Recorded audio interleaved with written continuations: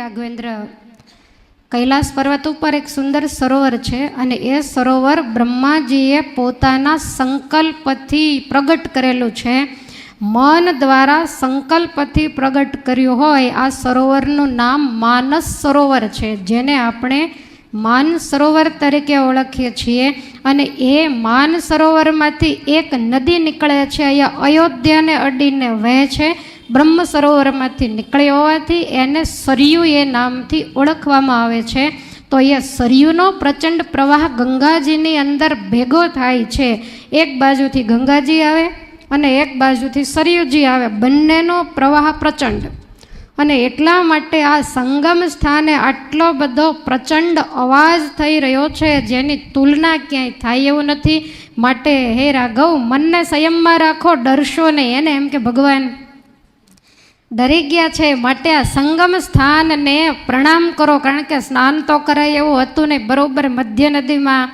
એટલે ભગવાનને બે હાથ જોડી અને પ્રણામ કરાવ્યા. બંને નદીઓને પ્રણામ કરી ગંગાના દક્ષિણ કિનારે ઉતરી અને બંને ભાઈઓ ઉતાવળા પગે ચાલવા લાગ્યા છે. અતિ સુંદર વન આવ્યું છે.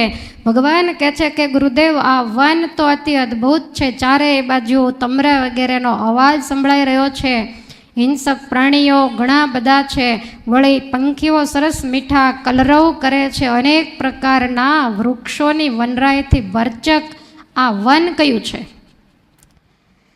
ત્યારે મુનિ કહે છે કે હે રાઘવેન્દ્ર, પૂર્વકાળમાં અહીંયા બે સમૃદ્ધિશાળી દેશ હતા, મલદ અને કરુષ. તો આ બંને દેશ દેવતાઓના પ્રયત્નથી નિર્મિત થયેલા. તમને આમ એ વાત તો યાદ છે ને કે અયોધ્યાથી નીકળી અને આ બધાય સિદ્ધાશ્રમ તરફ જાય છે અને સિદ્ધાશ્રમથી સીધા જનકપુર જવાના છે. તો આ જે બંને દેશ બતાવ્યા, મલદ અને કરુષ, તો આજના સમય પ્રમાણે બિહારનો આરા તાલુકો એ આ પ્રાંત છે. એને પહેલાંના સમયમાં લાખો વર્ષ પહેલાં જ્યારે દેવતાઓ પણ આ ધરતી ઉપર ક્વચિત વિચરતા, તો એ સમયે આ મલદ અને કરુષ નામથી ઓળખવામાં આવતા. ભગવાન વિશ્વામિત્ર કહે છે કે હે રાઘવેન્દ્ર, વર્ષો પહેલાંની વાત છે. વૃત્રાસુરનો વધ કર્યા પછી દેવરાજ ઇન્દ્રને બ્રહ્મહત્યા લાગેલી. એનું શરીર વિકારગ્રસ્ત બનેલું અને ભૂખથી પણ અતિશય એ જ્યારે પીડિત હતા, કારણ કે એના શરીરમાં બ્રહ્મહત્યાનો પ્રવેશ હતો. અને એ બ્રહ્મહત્યાના પ્રવેશને કારણે ઇન્દ્ર રૂપવાન હોવા છતાંય પણ કુરૂપ થઈ ગયેલા. કારણ કે પાપ છે એનો રંગ હંમેશા કાળો છે, એ આપણને કાળપ લગાડે જ. તો એ વખતે કમળના વનમાં 1000 વર્ષ સુધી રહ્યા અને પછી જ્યારે ઇન્દ્રને પાછું ઇન્દ્રાસન ઉપર બેસવાનું હતું, તો એ વખતે આ જ સ્થાનની અંદર તપોધન એવા ઋષિમુનિઓએ મલિન ઇન્દ્રને ગંગાજળથી ભરેલા કળશોથી સ્નાન કરાવેલો. એનો મેલ બધો અહીંયા પડેલો, એટલે એ દેશનું નામ મલય પડ્યું. અને એ રાજાને ઇન્દ્રને ભૂખ બહુ લાગેલી, તો એની ભૂખની આ જગ્યાએ નિવૃત્તિ થયેલી, એટલે કારુષ. તો આ બે પ્રકારના એક દેશ થયા. અને ઇન્દ્ર આ સ્થાનની અંદર પહેલાંના જેવા જ નિર્મળ, ક્ષુધા, નિવૃત્ત અને શુદ્ધ થયા. એટલે પ્રસન્ન થઈ અને ઇન્દ્રએ આ સ્થાનને વરદાન આપ્યું કે આ બંને દેશ પૃથ્વી ઉપર મલદ અને કારુષ નામે પ્રખ્યાત થશે. અને મારા અંગમાંથી નીકળેલા મેલને ધારણ કરનારા હોય અત્યંત સમૃદ્ધિશાળી થશે. અને એ બંને દેશ અતિશય સમૃદ્ધિશાળી હે રાઘવ આજ પણ છે. ધન ધાન્યથી અતિ સંપન્ન, લીલી વનરાઈઓ, નદીઓ વગેરેથી ઝૂમી રહ્યા છે. અને આ જ સ્થાનની અંદર થોડો સમય વીત્યા પછી ઈચ્છા મુજબ રૂપ ધારણ કરનારી એક યક્ષિણી આવેલી. અને એ યક્ષિણી 1000 હાથીનું બળ ધરાવે છે. ભગવાન પૂછે છે, ગુરુદેવ આ યક્ષિણી કોણ છે? ત્યારે વિશ્વામિત્રજી કહે છે કે હે રાઘવ, તાટકા નામ ભદ્રમ તે ભાર્યા સુંદસ્ય ધીમત મારીચો રાક્ષસ પુત્રો, મારીચો રાક્ષસ પુત્રો યસ્યા શક્ર પરાક્રમા, યસ્યા શક્ર પરાક્રમા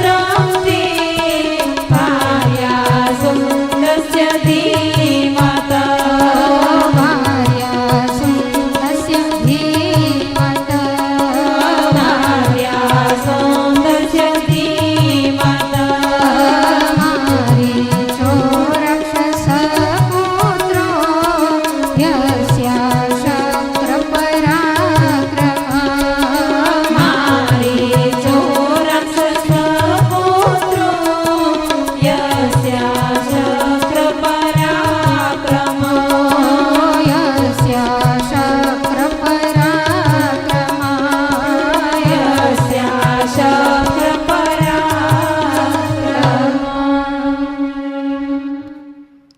એ યક્ષિણીનું નામ તાટકા છે અને બુદ્ધિમાન એવા સુંદ નામના દૈત્યની એ સ્ત્રી છે. મારીચ નામનો જે રાક્ષસ મારા યજ્ઞની અંદર વિઘ્ન નાખે છે એ આ તાટકાનો જ પુત્ર છે. વળી ઇન્દ્ર જેવો પરાક્રમી છે. ભુજાઓ જેની ગોળ, મસ્તક જેનું મોટું અને અતિ વિકરાળ જેનું શરીર છે એવી જે આ રાક્ષસી અહીંયાના લોકોને કાયમને માટે હેરાન કરે છે, એનો દીકરો હેરાન કરે અને તાટકા પણ હેરાન કરે, કારણ કે બંને દુરાચારી છે. અને હે રાઘવેન્દ્ર, એ યક્ષિણી 1.5 યોજન એટલે કે 6 કોસ સુધીના માર્ગને ઘેરી અને આ જંગલની અંદર રહે છે. તેથી જે બાજુ આ તાટકાવન છે એ તરફ લગભગ કોઈ પણ માણસો જઈ શકતા નથી. તો આપણે એ બાજુ જઈએ અને તમે તમારા બાહુબળથી આ તાટકા રાક્ષસીનો નાશ કરી અને મારી આજ્ઞાથી આ દેશને ફરીવાર નિષ્કંટક બનાવો.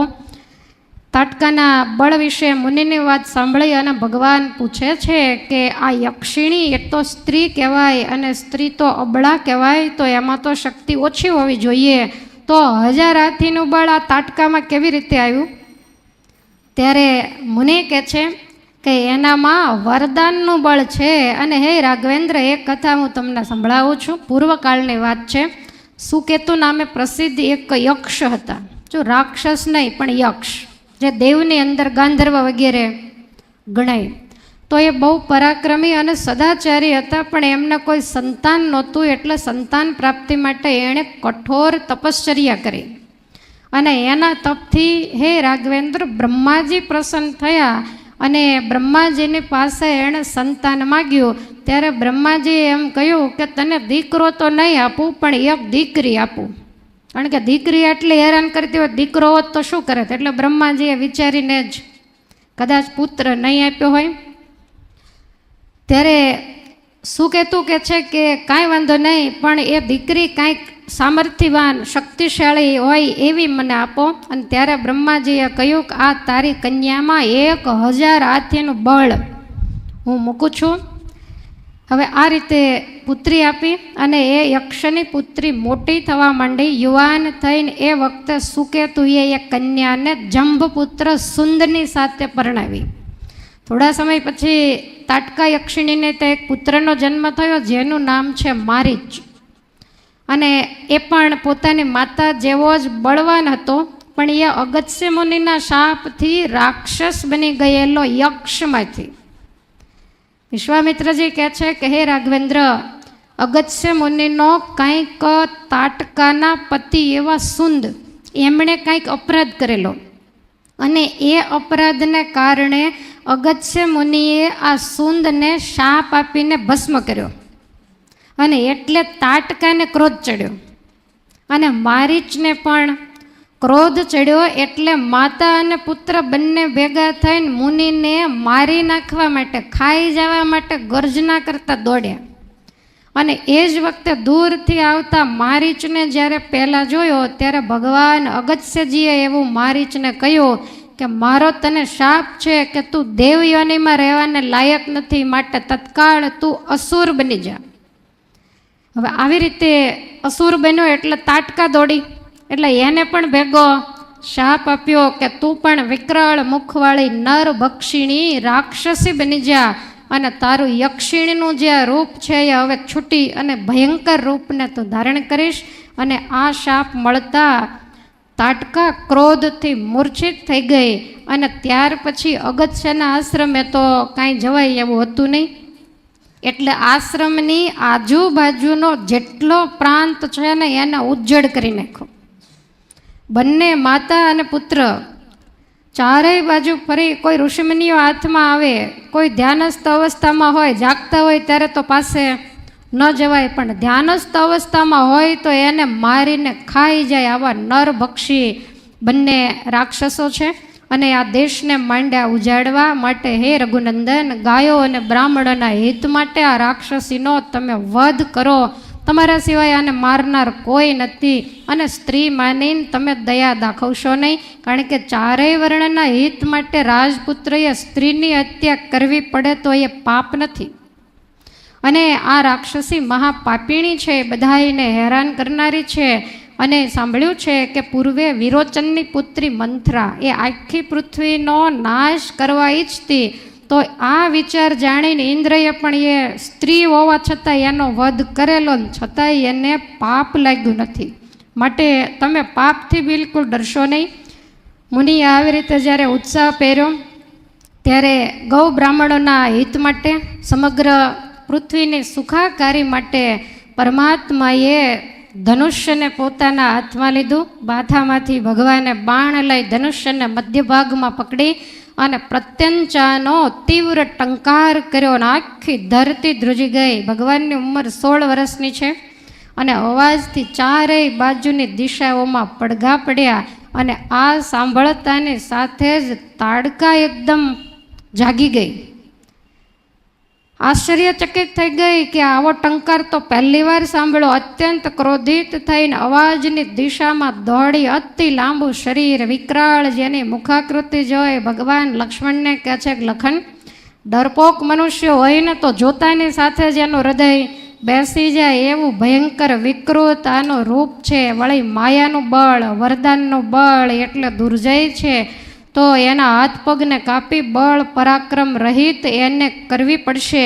અને ભગવાન લક્ષ્મણની સાથે આ વાત કરે ને ત્યાં તો બંને હાથને ઊંચા કરતી ભયંકર ગર્જના કરતી આ તાટકા પરમાત્માની સામે આવી છે. ચારેય બાજુ ભયંકર ધૂળ વગેરે માયાથી માંડી ઉડાડવા વાદળોથી જાણે કે આકાશ ઢંકાઈ ગયો. અને થોડી વારમાં તો ભગવાનને મોહમાં નાખ્યા, દેખાતી બંધ થઈ ગઈ. કઈ બાજુ બાણ છોડવું, કારણ કે જબરજસ્ત માયાવી હતી.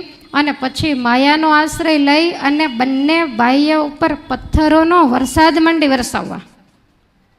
ભગવાનને અતિશય ક્રોધ ચડ્યો એટલે ભગવાને એના બંને હાથને પહેલાં બાણથી કાપી નાખ્યા અને તાટકા જોર જોરથી ગર્જના કરવા માંડી. સુમિત્રા કુમાર લક્ષ્મણે ક્રોધિત થઈ નાકને કાન બે ઉડાડી દીધા. આ પહેલેથી શીખ્યા છે.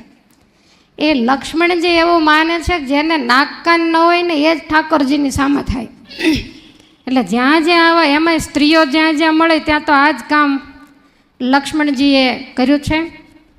પણ આ ઈચ્છા મુજબ રૂપ ધારણ કરનારી હોવાથી થોડી વારમાં અદૃશ્ય થઈ ગઈ. ચારેય બાજુથી ભયંકર પથ્થરોના વરસાદ વરસે. ઋષિ પણ મૂંઝાઈ ગયા, આકાશમાં વિચરવા લાગી. વિશ્વામિત્ર કહે છે કે આના ઉપર રાઘવ દયા કરવી નકામી છે, હાથ પગ કાપવાથી એ નહીં મરે. માટે યજ્ઞમાં કાંઈ એમને માટે વિઘ્ન કરનારી હોય. સંધ્યાકાળ થવા એવો છે, માટે સંધ્યા સમય થાય એટલે રાક્ષસોનું બળ ડબલ થઈ જાય. તો એ દુર્જય બને ને ત્યાર પહેલાં તમે એનો પ્રાણ હરી લ્યો. ને આ સાંભળતાની સાથે, કારણ કે ભગવાન ગુરુની આજ્ઞા વાટે હતા એટલે રમાડે છે. ભગવાનને તરત જ એ દેખાતી નથી, પણ એના પિતાને શબ્દવેદી બાણ આવડતા હોય તો ઠાકોરજીને ન આવડે. એટલે ભગવાને શબ્દવેદી બાણ છોડ્યું. આકાશમાં વિચરતી જે રાક્ષસી અને ચારેય બાજુથી રોકી લીધી. અને ગૌ બ્રાહ્મણ પ્રતિપાલક એવા ભગવાને બાણ ચડાવ્યું.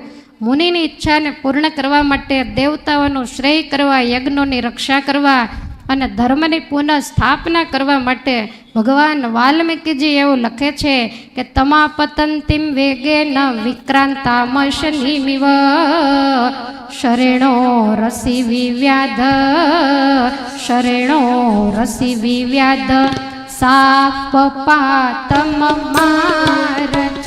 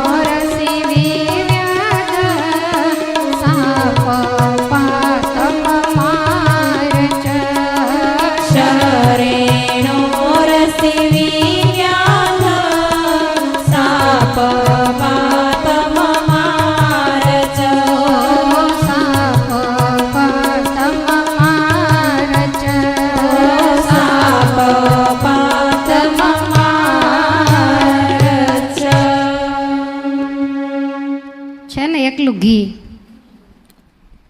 કોઈ બહારની વાત નહીં, કોઈ પણ પ્રકારના દ્રષ્ટાંતો નહીં. વાલ્મીકી મુનિ લખે, આપણે વાંચીએ, તમે સમજાય એટલું સમજો ને સંભળાય એટલું સાંભળો. કારણ કે ગ્રંથને જો ન્યાય આપવો હોય તો બહારનું જે તે અંદર ઉમેર્યા કરીએ તો આ વાલ્મીકી મુનિના શબ્દો રહી જાય. સમજાય એટલું સમજાય, ન સમજાય તો કાંઈ નહીં, પણ સંભળાય તોય આપણા કાન પવિત્ર થાય, ગવાય તોય આપણી જીભ પવિત્ર થાય. અને વારંવાર ભાગવતાદિકની કથા થતી હોય એટલે એવું થાય કે કંઈક નવું કહીએ, પણ આમાં તો વાલ્મીકી મુનિનો જ કહેવાનો છે. સરસ મજાના ઉપાખ્યાનો, નાના મોટા, ભગવાન પ્રશ્ન પૂછે, વિશ્વામિત્રજી જવાબ આપે. તો આવી બધી વાતો, અને વળી નહીં કીર્તન, નહીં ચોપાઈ, નહીં બીજું ત્રીજું કાંઈ, શ્લોક એટલે શ્લોક, એટલે એને એકલું ઘી કહેવાય ને. એકલું ઘી છે લગભગ પચતું. આપણું પેટ છે એ હળવું પચાવવા માટે ટેવાયેલું, આ ભારે વસ્તુ એને પચે નહીં. પણ તમારે બેઠા બેઠા આમ આમ કરવું એટલે મને એમ થાય કે જાગો તો છો. કોઈ તબલાનો તાલ આપે, કોઈ હાથનો આપે, તમારે જેવા આમના માથાનો તાલ આપે. પણ બહુ અદ્ભુત વાલ્મીકીજી મુનિની રચના છે. તો ભગવાનના બાણ વચ્ચે ઘેરાઈ જતા માયાવી યક્ષિણી જોર જોરથી ગર્જના કરી અને ભગવાન અને લક્ષ્મણજીના ઉપર તૂટી પડી. અને એ જ વખતે ભગવાને એ બાણ ચડાવ્યું ને એ શબ્દવેદી બાણ એની છાતીમાં લાગતાની સાથે જ તાટકા ધરતી ઉપર ઢળી પડી છે. આકાશમાં દેવોના વિમાનો આવ્યા, પરમાત્માની ઉપર પુષ્પની વૃષ્ટિ કરી અને જય જયકાર કર્યો છે. બોલો રામચંદ્ર ભગવાન કી જય. અસુરોને મારવા માટે જેનું પ્રાગટ્ય છે પરમાત્માએ આજે અસુરોને મારવાના શ્રી ગણેશ કર્યા. પહેલો વહેલો હાથ એણે આ તાટકા ઉપર ઉપાડ્યો છે. ભગવાનને ખ્યાલ છે કે તમામ રાક્ષસોને ઉત્પન્ન કરનારી આ રાક્ષસી સ્ત્રી જાતિ છે, માટે એના ઉપર પહેલો હાથ ઉપાડ્યો. જેમ ભગવાન શ્રી કૃષ્ણચંદ્રએ પૂતના ઉપર ઉપાડ્યો અને ભગવાન ઘનશ્યામજીએ કોટરા ઉપર પહેલો હાથ ઉપાડેલો. એટલે આ રીતે ભગવાને તાટકાનો નાશ કર્યો છે. દેવતાઓ પણ બધા બહુ રાજી થયા. તમામ ઋષિમુનિઓ છે એ પણ સાધુ સાધુ કહી અને ભગવાનને આશીર્વાદ આપે છે. દેવતાઓ વિશ્વામિત્રજીને કહે છે કે તમે જે આ કામ કર્યું ને એ બહુ સારું કર્યું, કારણ કે તમે ગયા ને એટલે જ દશરથજીએ પોતાના પુત્ર રામ તમને સોંપ્યા. તમારી સાથે પણ આટલી બધી જીદ કરી હોય તો બીજો કોઈ જાય એને રામ આપે ક્યાંથી? માટે હે બ્રહ્મન, તમામ દેવતાઓ, તમામ ઋષિમુનિઓને આપે સુખી કર્યા છે. હવે રામ અને લક્ષ્મણ તમારી સાથે જ્યારે વનની અંદર આવે છે તો આવા તો કેટલાય અસુરોને હે મુનિવર એણે હણવાના છે. તમારી પાસે ઘણા બધા શસ્ત્રોનું જ્ઞાન તમારા હૃદયમાં છુપાઈને પડ્યું છે, માટે પરમાત્માને એ શસ્ત્રો આપો. જે પ્રજાપતિ કુશાશ્વના શસ્ત્રરૂપધારી જે પુત્રો છે, સત્ય પરાક્રમી તપોબળથી સંપન્ન છે, એ હવે તમે પરમાત્માને સમર્પિત કરો. કારણ કે ભગવાનના હાથે જ દેવતાઓનું મહાન કાર્ય થવાનું છે. આટલું કઈ દેવતાઓ આકાશ માર્ગે અદૃશ્ય થયા છે. પ્રસન્ન થયેલા વિશ્વામિત્ર પ્રભાતમાનું મસ્તક સૂંઘીને ભગવાનને હૃદયે લગાવે છે. ત્રણેય ત્યાં તાટકાવનની અંદર જ મુકામ કરીને રહ્યા. સવારે સ્નાનાદિકથી નિવૃત્ત થઈ બંને ભાઈઓએ ગુરુને વંદના કરી. ત્યારે પ્રસન્ન થયેલા મુનિ કહે છે, હે રાઘવ, તમામ પ્રકારના અસ્ત્રો જે તમારે આગળ બહુ કામ લાગવાના છે તો એ હું તમને આપું છું, અને એના પ્રભાવે કોઈ પણ તમારી સામે આવશે તો એ ટક્કર નહીં ઝીલી શકે, અને દરેક ઉપર તમે વિના પ્રયાસે વિજય પ્રાપ્ત કરી શકશો. આમાં તો બહુ જાજા શસ્ત્રોના નામ લખ્યા છે, તમે થાકી જાઓ એટલા ખાલી થોડાક. કયા કયા અસ્ત્ર અને શસ્ત્ર, આમાં કાંઈ છરી ચપ્પાની તો વાત આવતી જ નથી. તો ભગવાનને વિશ્વામિત્રજીએ દંડચક્ર, ધર્મચક્ર, કાલચક્ર, વિષ્ણુચક્ર અને ઇન્દ્રચક્ર, પછી ઇન્દ્રનું વજ્રાસ્ત્ર, શિવજીનું ત્રિશૂળ, બ્રહ્માજીનું બ્રહ્મશીર નામનું અસ્ત્ર આપ્યું. એની સાથે ઐશિકાસ્ત્ર નામનું એક અસ્ત્ર એ પણ આપ્યું, બ્રહ્માસ્ત્ર આપ્યું, મોદકી અને શિખરી નામની 2 ગદાઓ આપી, ધર્મપાશ, કાલપાશ, વરુણપાશ અને 2 પ્રકારની અશ્નિ કહેતા અલગ અલગ તલવાર, પિનાક, નારાયણાસ્ત્ર, અગ્નિનું પ્રિય આગ્નેયાસ્ત્ર, બાણ છોડે એટલે જ્યાં છોડે એ બધું માંડે સળગવા. પછી એની સામે કોઈને વિદ્યા આવડતી હોય ને એ કદાચ મેઘાસ્ત્ર છોડે તો બધું વરસાદ પડવાથી ઠરી જાય, જે કથા મહાભારતની અંદર આવે છે. ત્યાર પછી વાયવ્યાસ્ત્ર આપ્યું, હયશિરા નામનું અસ્ત્ર, ક્રૌંચ અસ્ત્ર અને 2 અદ્ભુત શક્તિઓ આપી કે શક્તિ લાગે તો એનો પ્રાણ લઈને જ નીકળે. પછી ઘોર મુશળ, કિંકિણી વગેરે રાક્ષસ વધની અંદર ઉપયોગી એ તમામ શસ્ત્રો આપ્યા છે. વિદ્યાધરોનું નંદન નામનું પ્રસિદ્ધ શસ્ત્ર છે. વળી ઉત્તમ એક ખડગ આપ્યું છે. ગંધર્વનું પ્રિય સંમોહન નામનું અસ્ત્ર, એક જ અસ્ત્ર છોડે એટલે બધાય માયામાં મોહ પામી જાય, કોઈને જોઈ શકે નહીં, શું કરે એનું એને ભાન રહે નહીં. ઘણીવાર ભગવાને આનો ઉપયોગ મેદાનમાં કરેલો છે.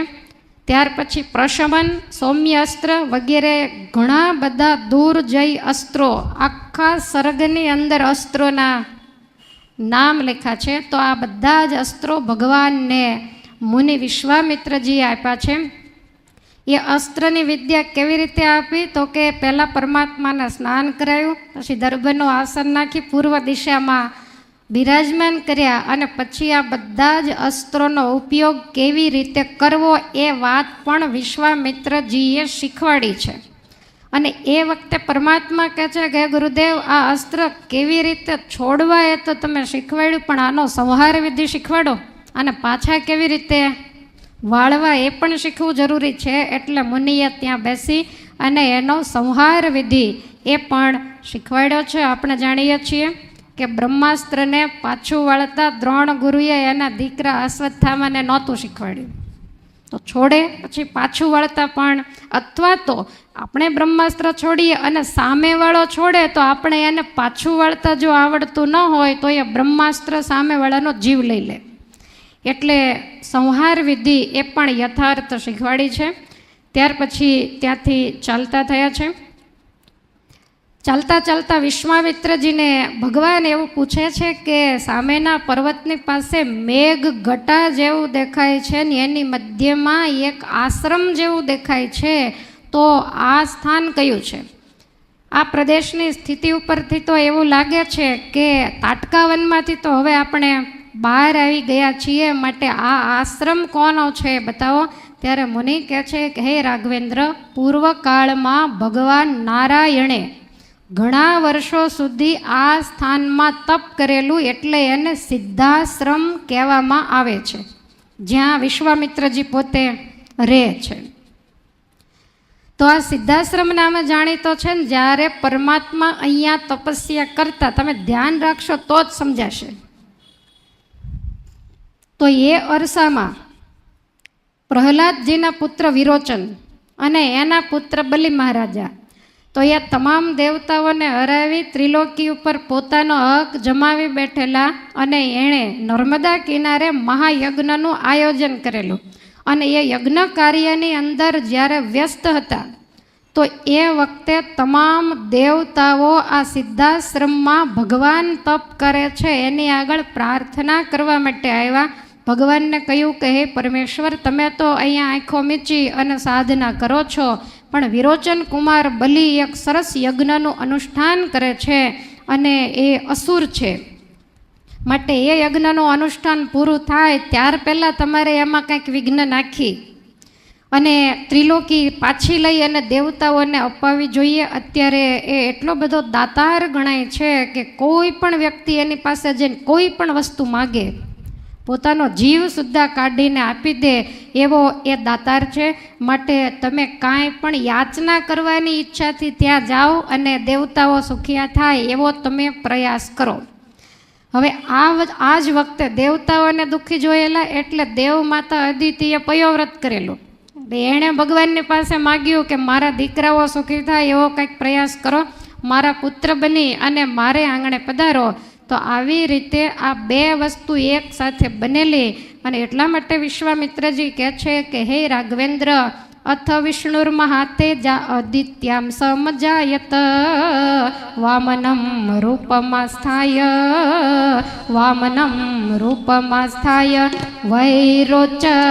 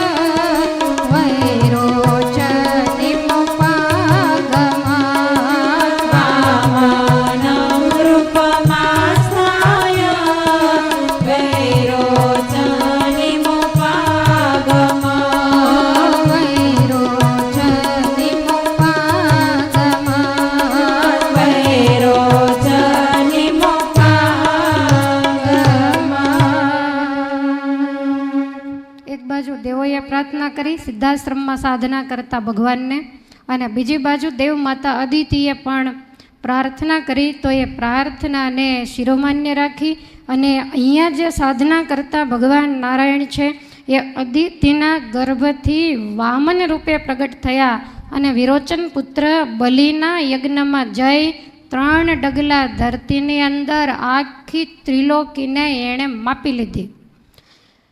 અને એ ભગવાને પૂર્વકાળમાં અહીંયા નિવાસ કરેલો, ખૂબ સાધના કરેલી, એટલે આ આશ્રમ શ્રમ, દુઃખ, શોક વગેરેનો નાશ કરનારો છે. અને હે રાઘવેન્દ્ર, ભગવાન વામન પ્રત્યે મને ખૂબ ભાવ, એટલે હું આ સ્થાનની અંદર રહી અને સાધના કરું છું. તો આ જ આશ્રમની અંદર મારા યજ્ઞમાં વિઘ્ન નાખનારા રાક્ષસો આવે છે, એ દુરાચાર્યનો તમારે વધ કરવાનો છે. આટલું બોલતા બોલતા તો પર્ણાકુટીએ પહોંચી અને આશ્રમની અંદર પ્રવેશ કર્યો. વિશ્વામિત્રજીને આવેલા જોઈ સિદ્ધાશ્રમ નિવાસી તમામ તપસ્વીઓ આનંદથી નાચી ઉઠ્યા. કારણ કે વિશ્વામિત્રજી કહીને ગયા હતા કે અસુરોનો નાશ કરનારા પરમાત્માને હું તેડવા માટે જાઉં છું. અને સાથે ભગવાનને જોયા એટલે બધાએ રાજી થયા. વિશ્વામિત્રજીની પૂજા કરી, બંને રાજકુમારોનો અતિથિ સત્કાર પણ કર્યો. થોડીવાર વિશ્રામ કરી અને પછી બે હાથ જોડીને પરમાત્મા મુનિને કહે છે કે હે મુનિવર, આપ આજે જ યજ્ઞ દીક્ષા ગ્રહણ કરો અને રાક્ષસ વધ માટે આપે અમને કરેલી જે આજ્ઞા છે એ અમે પણ પાળીએ. આ સાંભળી અને વિશ્વામિત્રજીએ તરત જ યજ્ઞ દીક્ષા લીધી. રાત્રિના સમયે સૌ સૂતા, સવારે જાગી નિત્યવિધિથી પરવારી બંને ભાઈઓ ગુરુને વંદના કરી અને કહે છે કે હે મુનિવર, હવે અમારે એ જાણવું છે કે એ રાક્ષસો કયા સમયે આવે છે, ક્યાંથી આવીને આક્રમણ કરે છે. કારણ કે અમારે એને યજ્ઞભૂમિમાં આવતા અટકાવવા છે. ક્યાંક એવું ન થાય કે અમે બીજી દિશામાં શોધતા હોઈએ અને એ વિરુદ્ધ દિશામાંથી આવી અને યજ્ઞની અંદર વિઘ્ન નાખે. આવી રીતે પરમાત્માને અસુરોના વધ માટે અધીરા બનેલા જાણીને મુનિ બહુ રાજી થયા. મુનિઓએ કહ્યું કે હે મુનિવર, વિશ્વામિત્રજી છે એ તો દીક્ષા લેશે એટલે કાંઈ બોલશે નહીં, પણ હે રાઘવેન્દ્ર, તમે સાવધાન થઈ અને યજ્ઞનો જે સત્ર એ 6 દિવસ ચાલશે અને રાત્રે પણ એ આવીને અસુરો વિઘ્ન નાખી શકે. માટે 6 દિવસ અને 6 રાત્રિ તમારે બંને ભાઈઓએ જાગી અને સતત આ યજ્ઞની રક્ષા કરવાની છે. અને ત્યાર પછી જ્યારે યજ્ઞની અંદર અગ્નિ પ્રજ્વલિત કરવામાં આવશે ને એનો ધુમાડો આકાશ માર્ગે જાય એટલે તરત જ અસુરો આવે, એને ખ્યાલ આવી જાય. ભગવાને લક્ષ્મણજીને કહ્યું કે લક્ષ્મણ તું પણ સાવધાની રાખજે, યજ્ઞવેદી પ્રજ્વલિત થાય ત્યારે આપણે ખાસ અસુરોની સામે દ્રષ્ટિ રાખવાની છે. જે કાંઈ એના વિધાનો થતા હોય, સરસ મજાના કુશ, ચમસ, સંવિધાન, ફૂલ વગેરેથી આખા યજ્ઞિક કુંડને શણગારવામાં આવ્યો.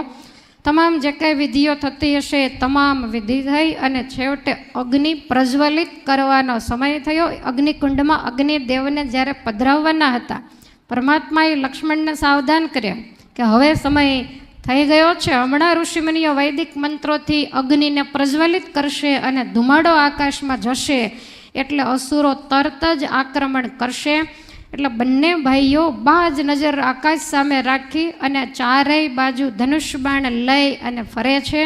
અને એ જ વખતે વૈદિક મંત્રોચ્ચાર સાથે અગ્નિદેવને અગ્નિકુંડમાં પધરાવવામાં આવ્યા. ઋષિમુનિઓએ જય જયકાર કર્યો અને બધા ઋષિઓ એક સાથે વૈદિક મંત્ર બોલે, એનો અવાજ અને સામે અગ્નિદેવ પ્રજ્વલિત થયા, એનો ધુમાડો આકાશમાં ગયો અને એ જ વખતે ચારેય બાજુથી ચોમાસું હોય એવો ગડગડાટ માંડ્યો સંભળાવવા. બંને ભાઈઓ સાવધાન છે પણ આકાશમાં જાણે કે મેઘ ગટા છવાઈ ગઈ. મારીચ અને સુબાહુ નામના રાક્ષસો પોતાની માયાને પ્રસરાવતા યજ્ઞકુંડ તરફ દોડ્યા છે. અનુચરો પણ ઘણા બધા એની સાથે છે. અને આવી પરમાત્મા કાંઈ વિચારે ન વિચારે ત્યાં તો લોહીનો વરસાદ માંડ્યા કરવા. એ લોહીના પ્રવાહથી યજ્ઞવેદીની આજુબાજુની ભૂમિ ભીંજાઈ ગઈ.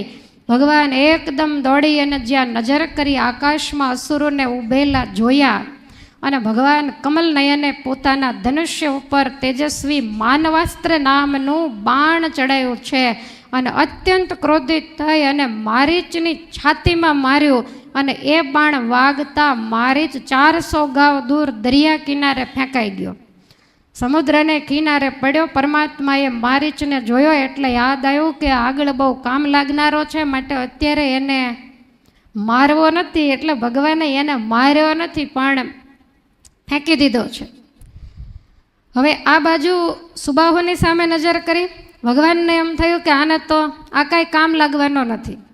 એટલે મનોમન દશરથ અને કૌશલ્યાજીને યાદ કરીને વંદના કરી, વશિષ્ઠ ગુરુને વંદના કરી, દેવોનો હિત કરવા માટે મુનિઓની ભીડ ભાંગવા, અસુરો દ્વારા નાશ થઈ રહેલી યજ્ઞ પરંપરાને પુનઃ પ્રજ્વલિત કરવા માટે ગૌ બ્રાહ્મણ પ્રતિપાલક એવા ભગવાન રઘુનંદને આગ્નેયાસ્ત્ર ઉપર ધનુષ્ય બાણ ચડાવ્યું અને સુબાહુની છાતીમાં મારતાની સાથે જ નિષ્પ્રાણ થઈ અને આકાશમાંથી ભયંકર અવાજ કરતો એ ધરતી ઉપર ઢળી પડ્યો છે. આકાશમાંથી દેવતાઓએ પુષ્પની વૃષ્ટિ કરીને પરમાત્માના નામનો જય જયકાર કર્યો છે. બોલો રામચંદ્ર ભગવાન કી જય.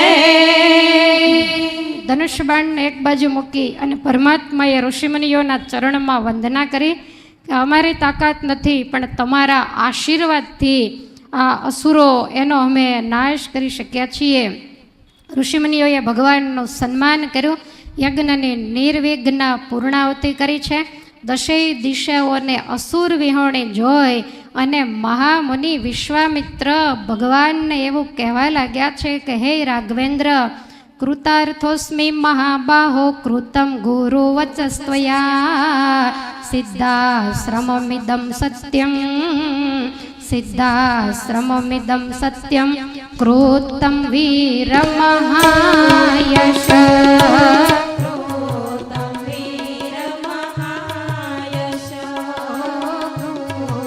વીર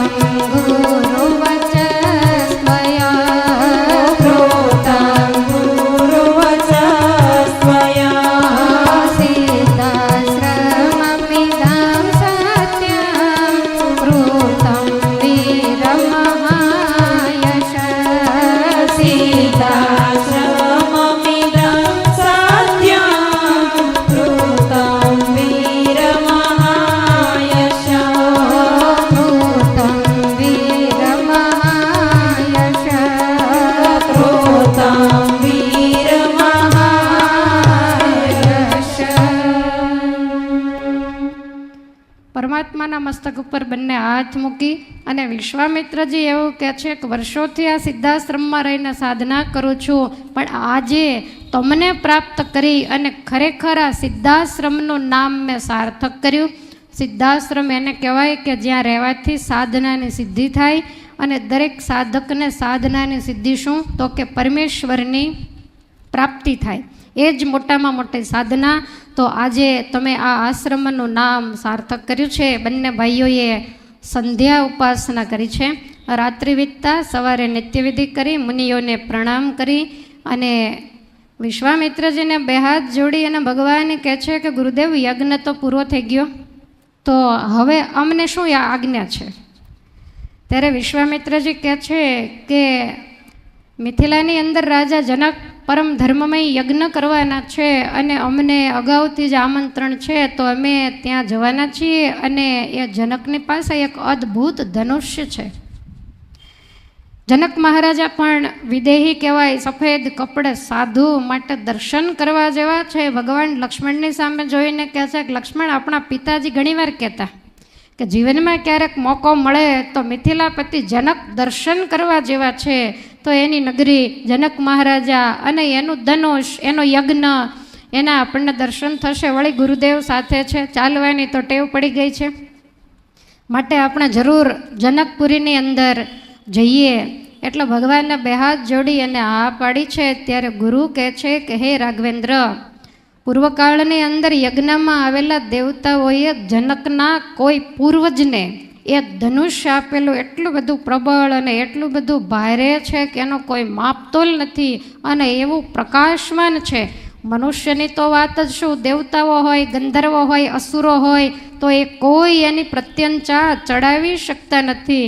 અને એ ધનુષના બળનું માપ લેવા કેટલાય રાજકુમારો વગેરે આવેલા, પણ એને કોઈ ઊંચું પણ નથી કરી શક્યા. તો હે રાઘવ, ચડાવવાની તો વાત જ ક્યાં રહી? અને તમે અમારી સાથે જો જનકપુરીમાં આવશો તો તમને મિથિલાપતિના દર્શન થશે, એ દિવ્ય શિવ ધનુષ્યના પણ દર્શન થશે. અને હે રાઘવ, એ ધનુષ્યને ભગવાનની મૂર્તિની જેમ પૂજા થાય ને એવી રીતે રાજમહેલમાં પ્રતિષ્ઠિત કરવામાં આવ્યું છે. વિવિધ પ્રકારે એની પાસે ધૂપ, દીપ, અગર, ચંદનના સુગંધિત દ્રવ્યોથી એનું પૂજન થાય છે. આવી રીતે કહ્યું એટલે તરત જ ભગવાન તૈયાર થયા છે. વિશ્વામિત્રજીએ થોડાક પોતાના શિષ્યોને સાથે લીધા અને રામ લક્ષ્મણની સાથે ત્યાંથી પ્રસ્થાન કર્યું છે.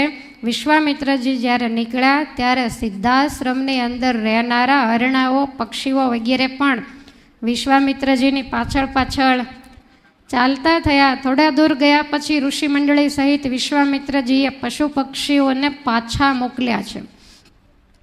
લાંબો રસ્તો પસાર કર્યો. સૂર્ય અસ્તાચલ તરફ જવા લાગ્યા અને એ વખતે ઋષિએ ખૂબ સાવધાનીપૂર્વક શોણભદ્રના કિનારે મુકામ કર્યો છે. સૂર્યાસ્ત થયો એટલે સ્નાન કરી અને અગ્નિહોત્ર કર્યું, સંધ્યાવંદન કર્યા. ત્યાર પછી રાત્રે આજુબાજુના આશ્રમોમાંથી ઘણા બધા મુનિઓ આવ્યા અને રામ લક્ષ્મણે તમામ ઋષિ મુનિઓને વંદન કર્યા. વિશ્વામિત્રજીની એક બાજુ બંને ભાઈઓ બેઠા. સરસ ઋષિમુનિઓની મોટી સભા થઈ અને એમાં ભગવાને મુનિને બે હાથ જોડી અને વિનંતી કરી છે કે હે મહારાજ, અથ રામો મહાતે જા વિશ્વામિત્રમ તપોધનમ પપ્રચ્છ મુનિશાર્દૂલમ પપ્રચ્છ મુનિશાર્દૂલમ કૌતૂહલસમન્વિતા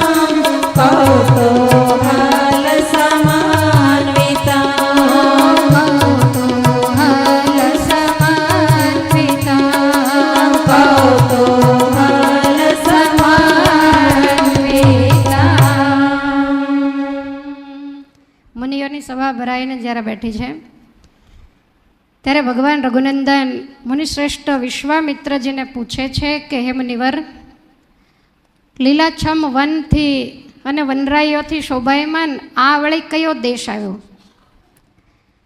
આનું તમે મને યથાર્થ રહસ્ય સમજાવો. વિશ્વામિત્રજી કહે છે કે હે રઘુનંદન, પૂર્વકાળમાં કુશ નામે એક મહાન તપસ્વી રાજા હતા. સાક્ષાત બ્રહ્માજીના જે પુત્ર હતા એમના લગ્ન વિદર્ભ દેશની ઉત્તમ કુળની રાજકુમારી સાથે થયેલા અને એના થકી આ રાજાને 4 પુત્રો થયેલા. કુશાંબ, કુશનાભ, અસુત્રજસ અને વસુ.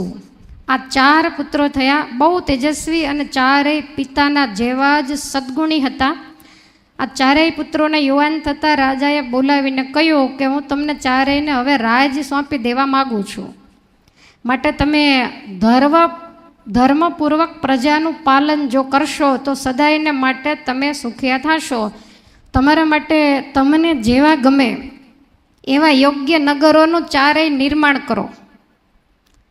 હવે આ રીતે કહ્યું એટલે કુશાંબે કૌશાંબીપુરી વસાવી, જે આજે કોસમ તરીકે ઓળખવામાં આવે છે. કુશનાભે મહોદય નામના નગરનું નિર્માણ કર્યું અને અસુત રજસે ધર્મારણ્ય અને વસુએ ગિરિવ્રજ નામની રાજધાની, જે પાછળથી વસુમતી નામે પ્રખ્યાત થયેલી. તો આ 4 નગર વસાવ્યા. પોતપોતાની રાજધાનીમાં રહી પ્રજાનું પાલન કરે છે. એમાં રાજર્ષિ કુશનાભ એણે ધ્રુતાચી અપ્સરા થકી શ્રેષ્ઠ 100 કન્યાઓ ઉત્પન્ન કરી છે. કેટલી? 100. સર્વાંગે સુંદર અને ખૂબ સદગુણી અને ગુણિયલ છે. ધીરે ધીરે આ કન્યાઓ યુવાન થઈ અને સ્વર્ગની જાણે કે અપ્સરાઓ હોય એવી શોભવા માંડી. તો હે રઘુવીર, એકવાર આ બધી કન્યાઓ શણગારમાં સજ્જ થઈ અને મનોહર બગીચામાં ફરી રહી છે.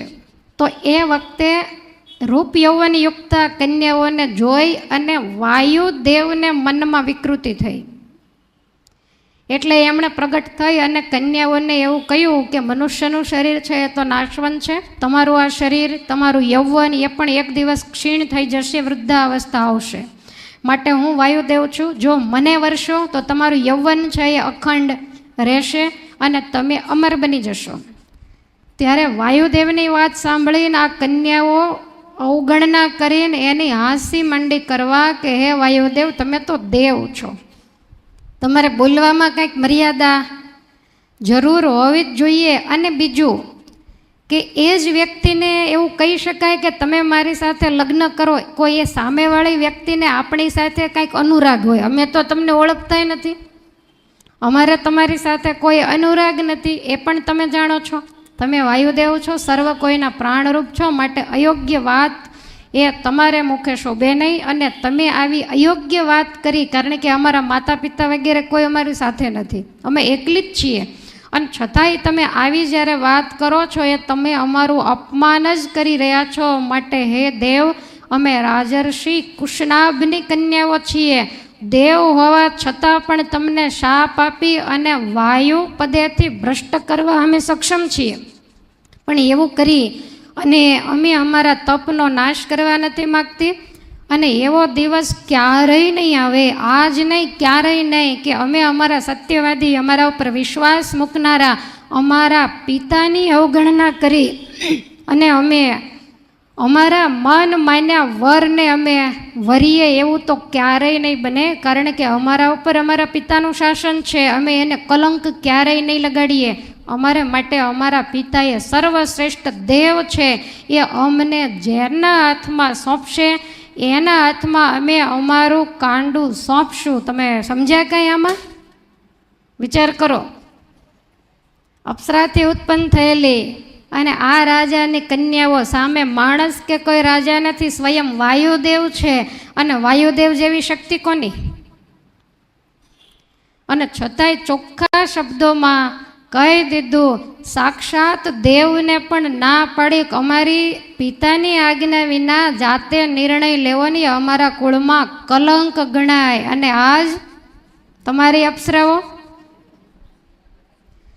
મા બાપને એમ થાય કે દીકરી ભણે છે પણ ભણતા ભણતા પરણી જાય એની મા બાપને ખબર નથી રહેતી, મા બાપનું નામ બદનામ કરે, દીકરો હોય કે દીકરી, પછી અમુક ઉંમર થાય અને અત્યારે તો તમારે ડબલ ડિગ્રીઓ કરાવવાની હોય, સિંગલ ડિગ્રી પૂરી થાય એટલે મા બાપને એમ થાય કે 1-2 વર્ષમાં આપણે શોધીએ તો ક્યાંક મેળ આવી જાય. એટલે માતા પિતા પૂછે ભાઈને કે બહેનને કે હવે આપણે કંઈક તો કે નહીં, હમણાં મારે ઉતાવળ નથી, પણ ક્યાંથી ઉતાવળ હોય, મને ભણી લેવા દો, કારણ કે આને સીધો જ ઘોડો પાડવાનો હોય.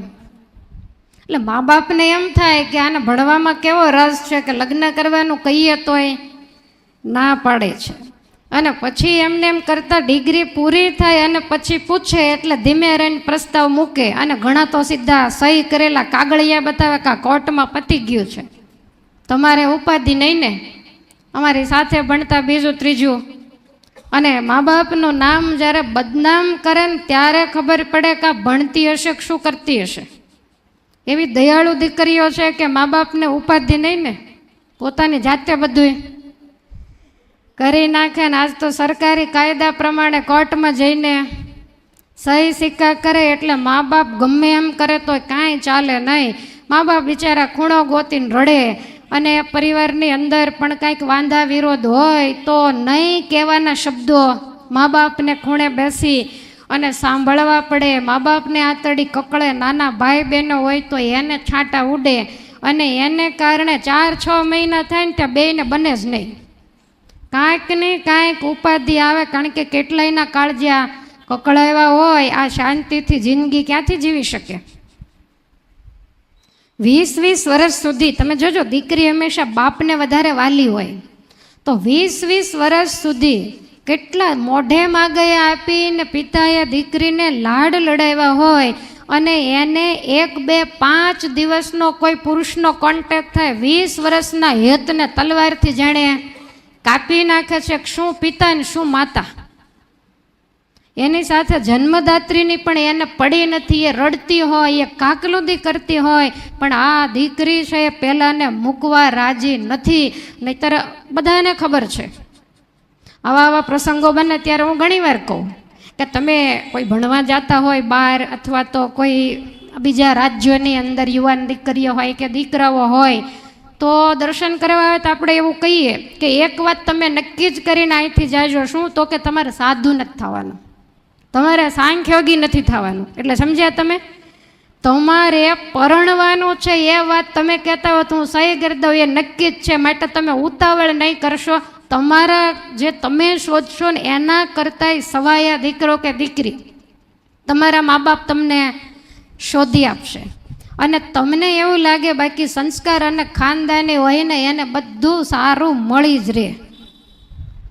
એટલે તમે ભણવામાં ધ્યાન રાખજો, નોકરી કરજો, જમવામાં ધ્યાન રાખજો, પણ આ વધારાના કામ બિલકુલ નહીં કરતા. અને જો વધારાના કામ કરશો તો ઠાકોરજીને એવી પ્રાર્થના કરીએ કે આને પાસ જ ન કરતા આગળ એટલે થાય ઘર ભેગા, તો પિતાનો ધંધો તો સંભાળે, માતાને ઘરકામમાં તો મદદ કરે.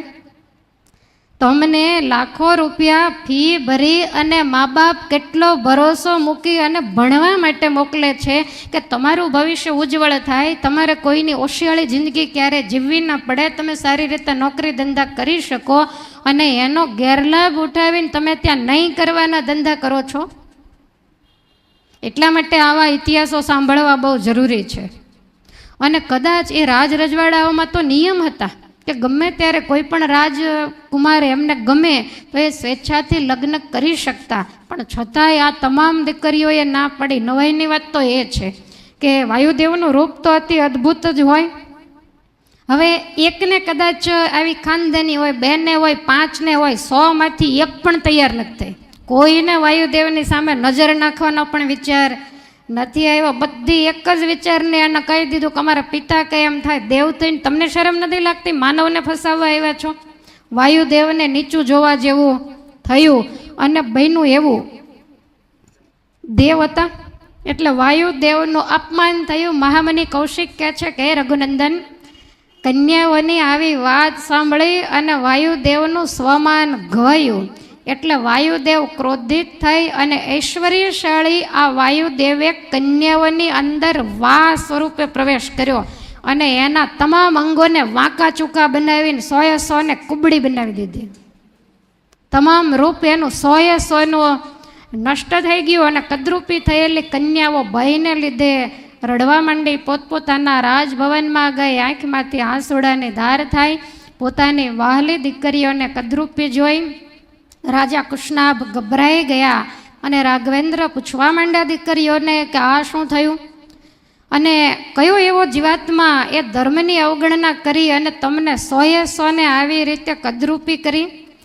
એટલે પિતૃચરણે વંદન કરી અને કન્યાઓ કહે છે કે પિતાજી, વાયુદેવે અમારા ઉપર કુદ્રષ્ટિ કરી અને અયોગ્ય વાત કરી. જુઓ બોલવાની રીત જુઓ.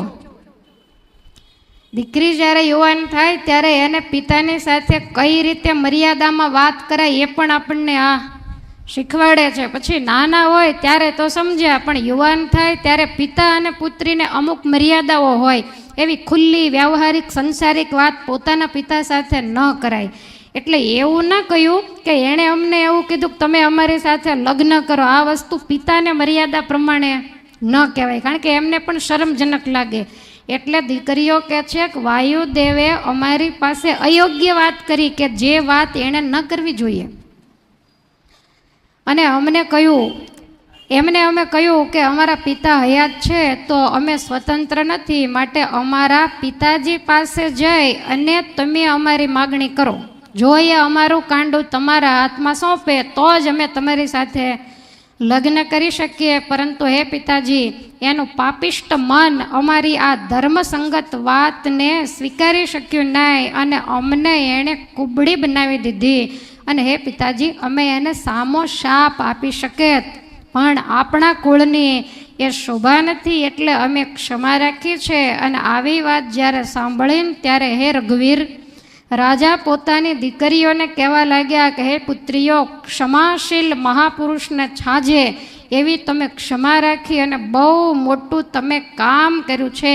વળી તમે એકમત થઈને કુળની મર્યાદાને રાખી, બાકી એકાદાનું મન વિચલિત થયું હોત તો મારા કુળની મર્યાદા તૂટી જાત, અને એ પણ તમારી મહાનતા છે. અને હે દીકરીઓ, સ્ત્રી હોય કે પુરુષ, ક્ષમા છે ને એ જ એના માટે આભૂષણ રૂપ છે. તમારા બધાયમાં સમાન રૂપે ક્ષમા અને સહિષ્ણુતા છે. મોટા મોટા દેવતાઓને માટે પણ વારંવાર ક્રોધ આવી જતા હોય, ક્ષમા રાખવી એ કાંઈ સહેલી વાત નથી. અને શરીર જ્યારે આખી જિંદગી બગડે એવો સમય આવી જાય ને છતાંય ક્ષમા જે રાખે એને જ ગુણિયલ કહેવાય. માટે હે દીકરીઓ, ક્ષમાદાનમ ક્ષમા સત્યમ ક્ષમા યજ્ઞાશ્ચ પુત્રિકા ક્ષમા યશ ક્ષમા ધર્મ ક્ષમા યશ ક્ષમા ધર્મ ક્ષમાયામ વિષ્ટિતમ જગત ક્ષમાયામ વિષ્ટિતમ જગત ક્ષમાયામ વિષ્ટિતમ જગત ક્ષમાયામ વિષ્ટિતમ જગત ક્ષમાયશ ક્ષમા ધર્મ ક્ષમાયામ વિષ્ટિતમ જગત ક્ષમાયશ ક્ષમા ધર્મ ક્ષમાયામ વિષ્ટિતમ જગત ક્ષમાયામ વિષ્ટિતમ જગત ક્ષમાયામ વિષ્ટિતમ જગત ક્ષમાદાનમ ક્ષમા સત્યમ ક્ષમાયજ્ઞશ્ચ પુત્રિકા ક્ષમાદાનમ ક્ષમા સત્યમ ક્ષમાયજ્ઞસ્ચ પુત્રિકા ક્ષમાયજ્ઞશ્ચ પુત્રિકા ક્ષમાયજ્ઞસ્ચ પુત્રિકા ક્ષમાયશ ક્ષમા ધર્મ ક્ષમાયામ વિષ્ટિતમ જગત ક્ષમાયશ ક્ષમા ધર્મ ક્ષમાયામ વિષ્ટિતમ જગત ક્ષમાયામ વિષ્ટિતમ જગત ક્ષમાયામ વિષ્ટિતમ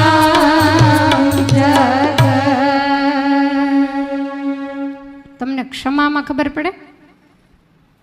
કોઈ કદાચ કાંઈ કહે તો એને સામો ક્રોધ કરીને જવાબ ન દેવો એને ક્ષમા કહેવાય. આપણી ભાષામાં ખમી ખાવું. આપણે જરૂર નથી, કુશલાભની દીકરીઓને આની જરૂર હતી એવું ને. કોઈક આપણને આમ તમે જુઓ, ગાંધીજી એવું કીધું કે કોઈ જમણા ગાલે તમાચો મારે તો ડાબો ગાલ ધરજે. તો આપણને કોઈ જમણા ગાલે તમાચો મારે તો આપણે એને બે હાથે બે ગાલે ચડાવી દઈએ. આવી ક્ષમા આપણે રાખીએ છીએ. તો કદાચ કોઈ અજ્ઞાની હોય અને કાંઈ કહી જાય તો એ કાંઈ આપણને ચોંટી જતું નથી. પણ આપણે આપણી વાણીનો ગેરઉપયોગ ક્યારેય પણ ન કરવો. તમારે ગૌમુખીમાં સંભળી સૂત્ર રાખવું. પેલા છોકરાઓ રાખતા ને બટન ઉપર, પછી એને કહેવામાં આવે કે તને કોઈ ગાળ દે ને તો આ બટન ઉપર જે સંભળી સૂત્ર હોય ને એને કારણે એની ગાળ તને અડે નહીં. એટલે છોકરાઓને મગજમાં ફિટ થઈ જાય. અને નહીંતર શું હોય કે એ ગાળો બોલતા શીખી જાય. એટલે પછી કોઈ સામેવાળો કંઈક અપશબ્દ બોલે એટલે ઓલો બતાવે જોયું મારે તો સંભળી સૂત્ર છે, ગમે એટલી દે ને મને કાંઈ. એટલે છોકરામાં કૂટ એવો ન પડે. એટલે તમારે તો આમ એટલું રાખવું, જરી નહીં. કારણ કે સહેજ પણ સહન શક્તિ આપણામાં નથી. કોઈ કાંઈ કે આમ સામેથી આ તો ક્રિકેટ જેવું છે, આમ બોલ ફેંકે ત્યાં આમ ધોકો લઈને તૈયાર જ હોય, ફૂંફાડા જ માર્યા કરતા હોય. તો આ જે બધા ક્રોધ વગેરે જે કાંઈ છે ને એ આપણા ભજન ભક્તિને થોડા અંશે ખાઈ જાય છે, બધું બાળી દે છે. એટલે કાંઈ ભેગું થતું નથી. માટે વ્યવહાર હોય, સત્સંગ હોય તો ખમીત ખાતા શીખવું. તમે તો સત્સંગમાં ફૂંફાડા મારો, પેલીને આમ કહી દો ને પેલીને હવે હવના કર્મ સૌ ભોગવે. કર્મ ફળ પ્રદાતા આટલા મોટા શાંતિથી બેઠા છે તો પછી તમારે ઉતાવળા થવાની ક્યાં જરૂર છે? શાંતિથી બધું જોયા કરો. જે પ્રમાણે ઠાકોરજીની મરજી હશે એ પ્રમાણે બધું ચાલશે. તમે ઊંચા થઈને પડશો તો એ મારું તમારું ધાર્યું થવાનું નથી. તો શા માટે ખોટા મગજ ખરાબ કરવા? આમ છે ને તેમ છે ને, જે હોય તે આપણા માટે તો હરિકૃષ્ણ મહારાજ ભગવાન છે આ સાચું. બાકી બીજું જે હોય તે આપણે એની પાસેથી કલ્યાણ જોતું છે. માટે તમારા વ્યવહારમાં જતું કરજો. અને સત્સંગની અંદર પણ જેવા સાથે તેવા આપણે ક્યારેય થવાય નહીં. તો આપણામાં અને સામેવાળામાં ફેરશું. કોઈ પણ તમને કોઈ સત્સંગી તમે અંદરો અંદર કંઈક એકબીજાને કહી દે તો સામે જવાબ દેવો એવું જરૂરી નથી. એ આપણને આ રામાયણની કથા શીખવાડે છે. તો કુશનાભ રાજા પોતાની દીકરીઓને આ શિખામણ આપે. આપી કોઈ દી? આપણે જ આવ કરતા હોઈએ, એમાં દીકરીઓને શું આપીએ? કે તમે કાયમને માટે ક્ષમા રાખજો. અને હે કન્યાઓ, તમે અત્યારે અંતઃપુરમાં જાઓ, કારણ કે હવે તમારા બધાના શરીર કદરૂપ થઈ ગયા છે. તો તમારા વિશે વિચારવાનું તો મારે રહ્યું કે કયો રાજકુમાર હવે તમારો હાથ પકડશે.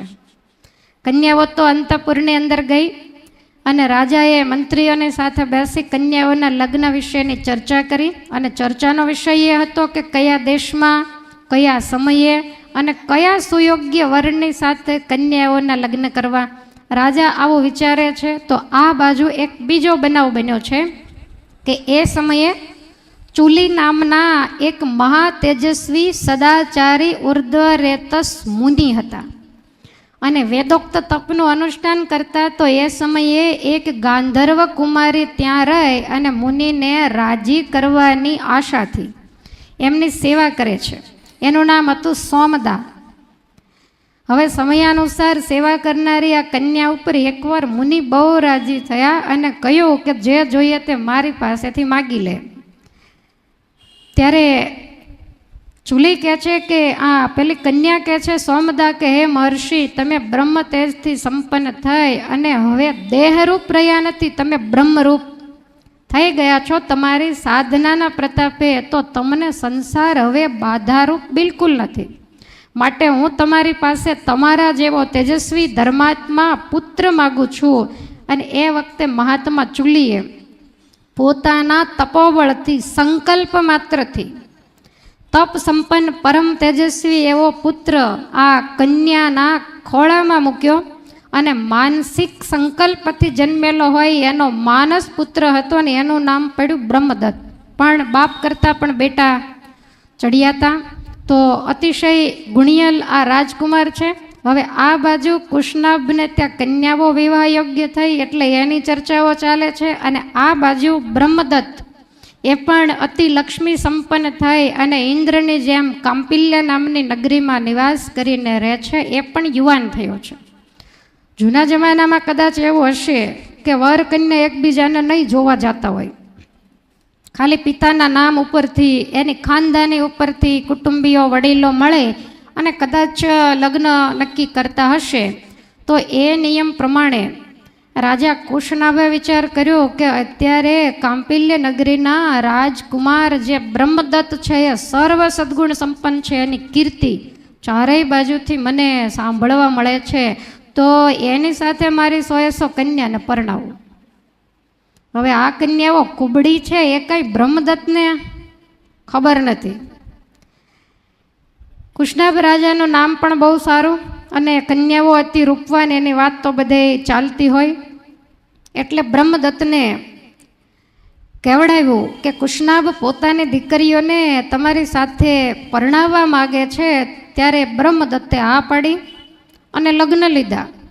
બ્રહ્મદત્તને બોલાવી અને પ્રસન્ન ચિત્તે વૈદિક વિધિ પુરસ્સર 100 કન્યાઓના હાથ એમના હાથમાં સોંપ્યા. જૂના જમાનામાં નિયમ પ્રમાણે આવરણ હોય વસ્ત્રના, એટલે મોઢા વગેરે એકબીજા જોઈ ન શકે, અને ઘણીવાર ક્ષત્રિયોમાં તો શસ્ત્રની સાથે પણ લગ્ન વિધિ વગેરે થતું હોય.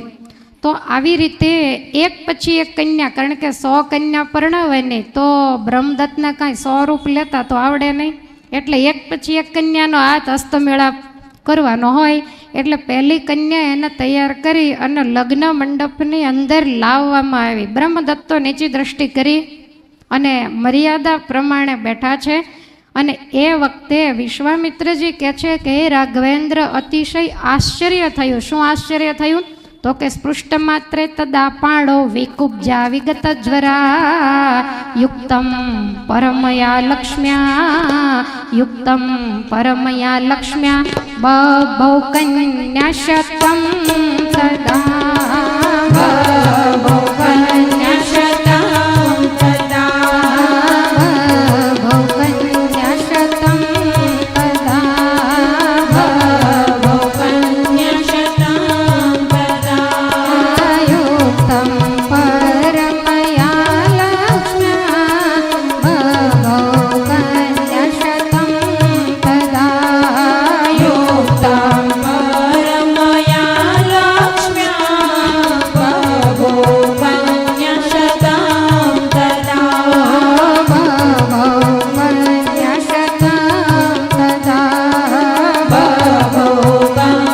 શતમ તદા માત્રે તદા પાડો વિકુબ્જા વિગત જ્વરા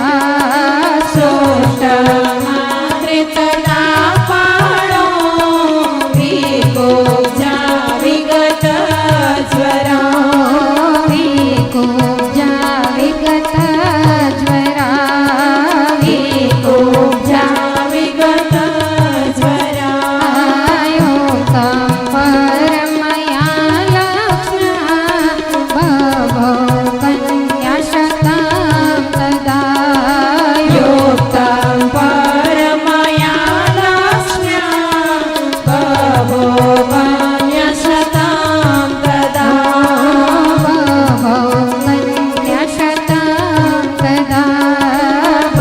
બહુ કન્યા શતમ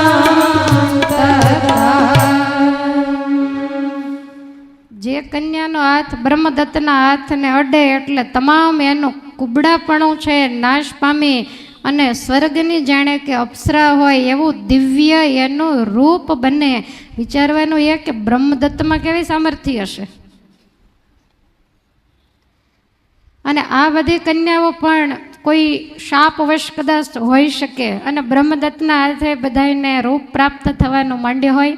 તો એક પછી એક 100 કન્યાના હાથ બ્રહ્મદત્તના હાથમાં આપ્યા. એનો સ્પર્શ થતાં કુરૂપતા વિનાની નિરોગી અને ઉત્તમ સૌંદર્યને જેણે પ્રાપ્ત કર્યું. વાતરોગના સ્વરૂપમાં આવેલા વાયુદેવે આ કન્યાઓને બ્રહ્મદત્તના પ્રભાવે છોડી દીધી છે. એ જોઈ અને રાજા કુશનાભ બહુ રાજી થયા. લગ્ન વિધિ પૂર્ણ થતાં રાજા કુશનાભે એને આદરપૂર્વક વિદાય આપી છે. વિશ્વામિત્રજી કહે છે કે હે રઘુનંદન, લગ્ન કરી રાજા બ્રહ્મદત્ત જ્યારે ગયા ત્યારે પુત્ર વગરના રાજા કુશનાભે શ્રેષ્ઠ પુત્રની પ્રાપ્તિ માટે પુત્રેષ્ટિ યજ્ઞનું અનુષ્ઠાન કર્યું. અને એ વખતે બ્રહ્માના જે પુત્ર એવા એના પિતા કુશનાભના પિતાનું નામ હતું કુશ મહારાજા. બ્રહ્માજીથી આ વંશાવલી ચાલુ થાય તો એ એવું બોલ્યા કે તમે મારા જેવા પરમ ધર્માત્મા ગાધી નામના પુત્રને પ્રાપ્ત કરશો, એના દ્વારા સંસારની અક્ષય કીર્તિ થશે. આવું કહી અને રાજર્ષિ કુશ કહેતા કુશનાભના પિતા એ આકાશની અંદર અદૃશ્ય થઈ ગયા, બ્રહ્મલોકની અંદર ચાલ્યા ગયા. આ બાજુ થોડા સમય પછી બુદ્ધિમાન રાજા કુશનાભને ત્યાં ધર્માત્મા ગાધી નામના પુત્રનો જન્મ થયો છે.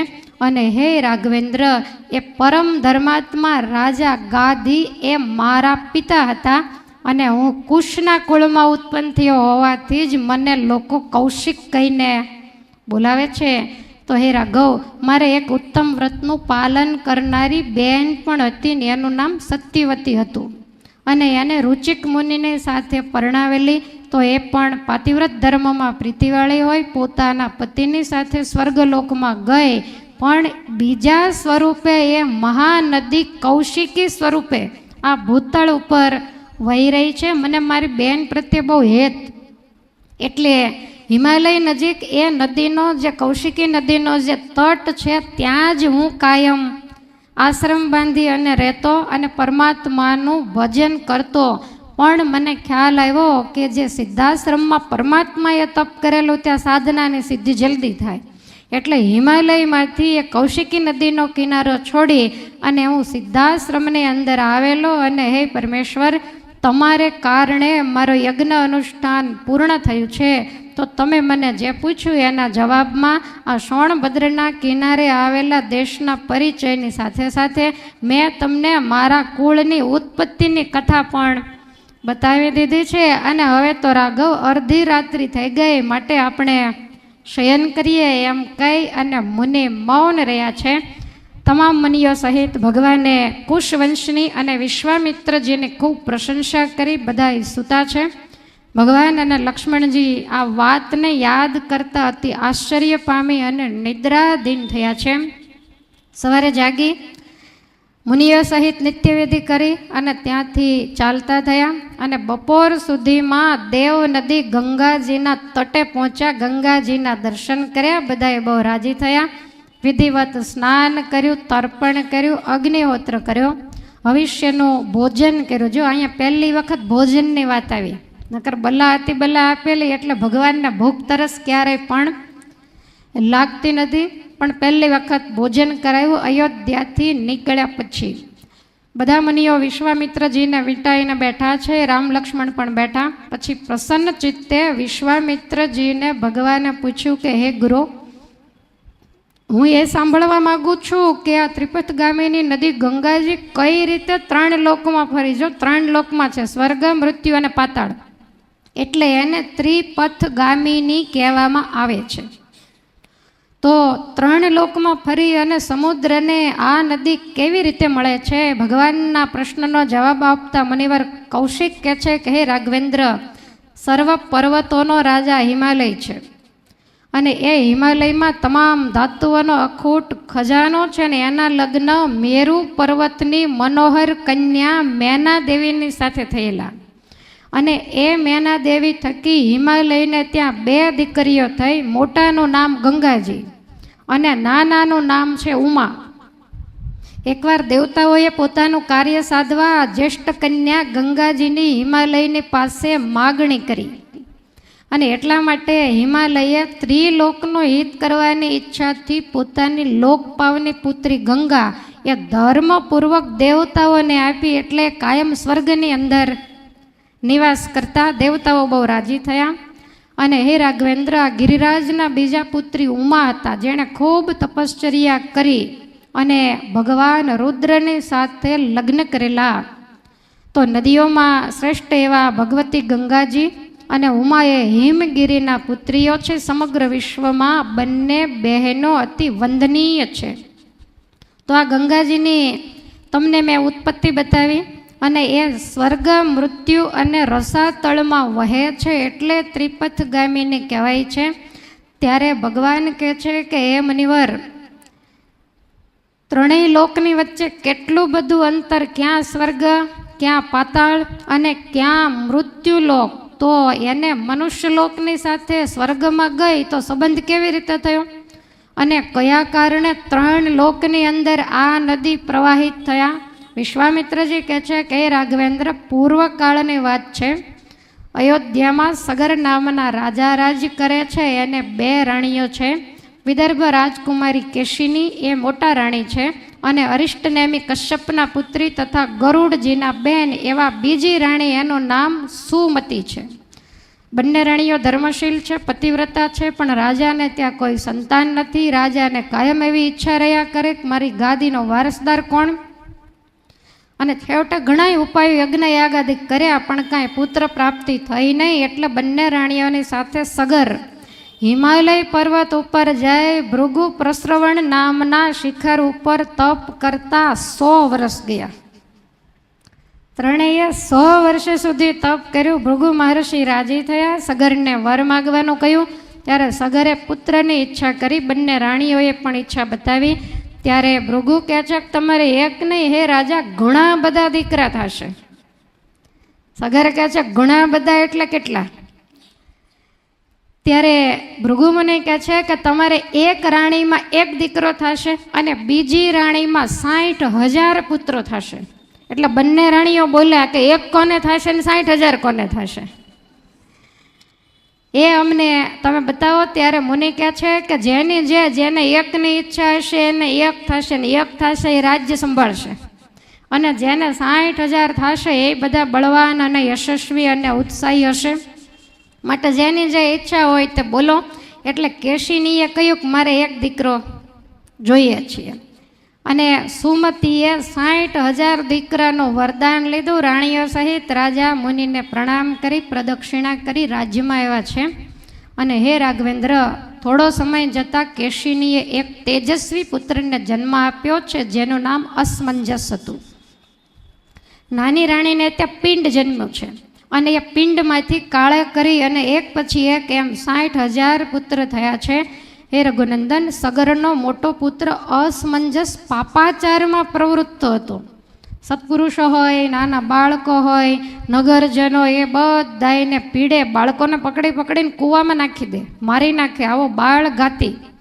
એટલે નગરજનોએ ફરિયાદ કરતા સગર રાજાએ એ અસમંજસને દેશવટો આપેલો. પણ આ અસમંજસને ત્યાં એક પુત્ર હતા જેનું નામ હતું અંશુમાન. અને આ અંશુમાન સર્વ પ્રકારે પરાક્રમી, મધુર વાણી બોલનારા એમના દાદા સગર જેવા હતા.